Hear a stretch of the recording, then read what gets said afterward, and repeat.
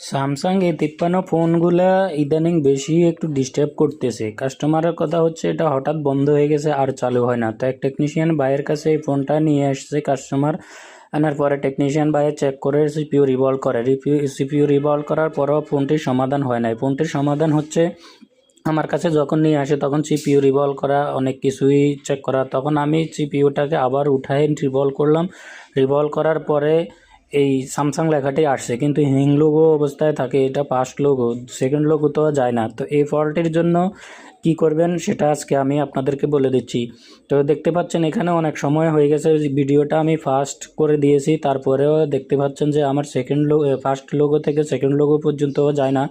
তো এটার জন্য আমাদেরকে আর একটি কাজ করতে হবে। যদি দেখেন যে স্যামসাং A53 বা A54, A55, A50 এই সেটগুলো আসে আপনাদের কাছে হ্যাং লোগো, বা কখনো চালু হয় কখনো চালু হয় না, কখনো কোনো স্মার্ট চার্জারে কোনো কারেন্ট খায় না বা এম্পিয়ার নেয় না, তখনই এই ফোনটির জন্য আপনারা সিপিইউ রিভলভের সাথে সাথে আপনারা কি করবেন, ইএমএমসিটাও রিভলভ করে দেবেন।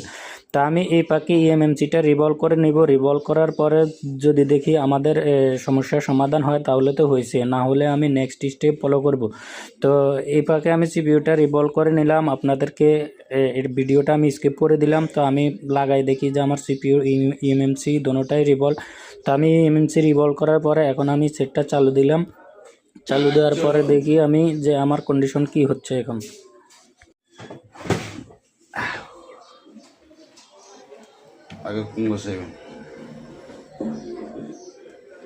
তো দেখতে পাচ্ছেন যে আমার ফোনটি সেকেন্ড লোগোতে চলে গিয়েছে।